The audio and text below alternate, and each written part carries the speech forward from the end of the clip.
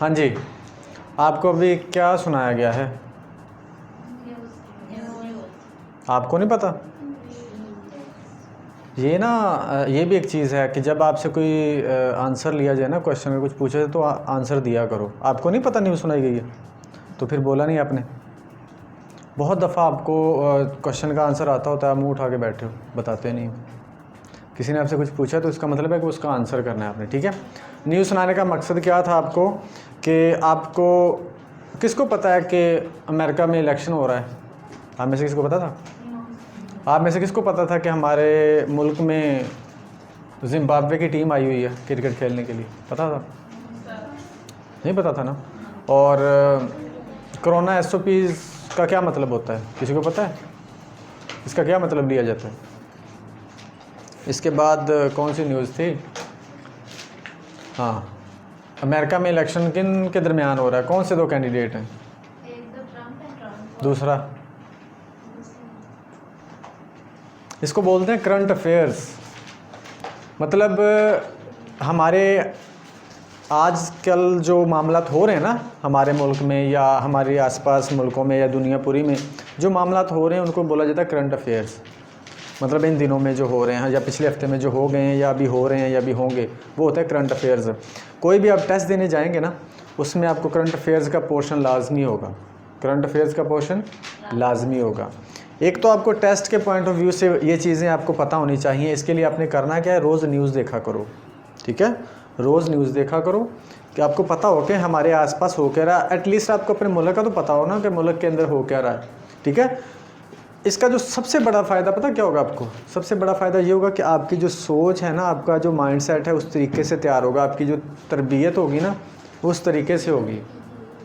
मैं तो हैरान हूँ, आपको अपने घर और स्कूल के अलावा कुछ आता ही नहीं है, कुछ पता ही नहीं है।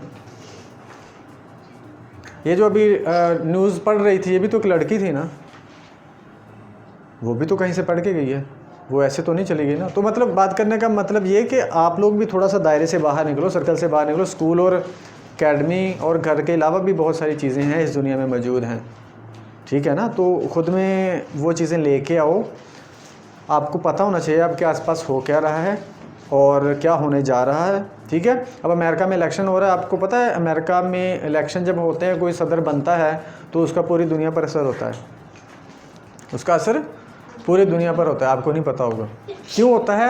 अमेरिका सुपर पावर है, तो जब कोई सदर आता है ना, वो जो आके कानून बनाएगा ना, अपनी पॉलिसियाँ बनाएगा, वो पूरी दुनिया पर लागू होंगी।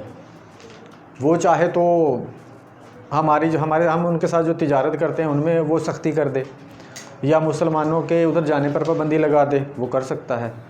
तो किसी भी मुल्क पर वो पाबंदी लगा सकता है क्योंकि सुपर पावर है, उसके पास इख्तियारात हैं। तो इसका मतलब है कि वहाँ पर कोई भी जब इलेक्शन होगा, नया सदर आएगा, तो सारी दुनिया का जो फोकस है ना वो बंदा होता है, क्योंकि उनको नहीं पता कि वो आके क्या चेंजेस पैदा कर देगा, क्या तब्दीलियाँ ले आएगा, ठीक है। तो आपको पता होना चाहिए कि आपके आसपास क्या हो रहा है, एटलीस्ट आपके मुल्क का तो आपको पता होना चाहिए ना। तो न्यूज़ देखा करो, रोज़ की एक दफ़ा देख लो। मतलब एक न्यूज़ चलती है ना जो हर घंटे में, तो वो 8 या 10 मिनट की होती है। तो एक दिन में एक दफ़ा लाजमी न्यूज़ सुना करो। आपको पता होना चाहिए आपके आसपास हो क्या रहा है। ये घर और स्कूल एकेडमी के अलावा भी बहुत कुछ पड़ा है दुनिया में, आपको पता होना चाहिए। दूसरा मैंने आपको बताया था, इसका फ़ायदा ये होगा कि आपकी ग्रूमिंग होगी। ग्रूमिंग, आपका जो माइंडसेट ना वो जदीद दुनिया जो चल रहा है ना आजकल, उसके हिसाब से डेवलप होगा। वरना आपने इधर ही रह जाना है। ये 445 और ज़्यादा बाद में, ये याद रखना मेरी बात, सही बात कर रहा हूँ मैं। अगर आप इस तरह थोड़ी सी अपनी माइंड की खुद की ग्रूमिंग करोगे ना, तो आपको चीज़ों की हाव नाव हो जाएगी। आपका जो ब्रेन, आपका जो माइंड होगा ना, आपकी जो पर्सनैलिटी होगी, उसमें एक वो अजीब तरह का रख रखाव आ जाएगा जो इम्प्रेस करेगा दूसरों को। मिसाल के तौर पर अगर आप किसी जगह पर इंटरव्यू देने के लिए जाते हो ना, तो वो आपके बोलने के अंदाज से, आपके बात करने के अंदाज से उनको पता चल जाता है कि ये कैंडिडेट बेस्ट है हमारी पोस्ट के लिए। तो अगर आपने वही रट्टा लगाया, केमिस्ट्री की डेफिनेशन, फिज़िक्स की डेफिनेशन और मैथ के कुछ क्वेश्चन किए, वो तो हर बंदे के पास है। आपके पास डिफरेंट क्या है? डिफरेंट कुछ होगा तो ही चमकोगे आप लोग, याद रखना। तो अपने ये चीज़ों को आपने फोकस करना है, आपके आसपास क्या हो रहा है आपको पता होना चाहिए, ठीक है ना। अगर आपके पास आसपास कोई वाक़या हो गया ना आपके शहर में, आपके मुल्क में या आपके सूबे में, तो आपको पता होना चाहिए वो उस वाक़े की वजूहात क्या थी। आप अपनी तरफ से उसका दो कि उसकी वजूहात क्या हो सकती हैं, अपनी तरफ से ओपिनियन दे दो। मतलब बात करने का कि आपकी पर्सनैलिटी की ग्रूमिंग होगी अगर आप इन किताबों से थोड़ा सा बाहर निकलेंगे, ठीक है ना। और एक बात और, इन किताबों को जो आप पढ़ रहे हो ना, इन किताबों को सिर्फ पेपर के लिए ना पढ़ो, इन किताबों को पढ़ो नॉलेज के लिए। इन किताबों को पढ़ो कि मैं इनमें से कौन सी चीज़ कहाँ पर अप्लाई कर सकती हूँ, ठीक है ना। अब ये इसके पास एक बुक है इकोनॉमिक्स की है ना, जिसमें जीडीपी वगैरह है।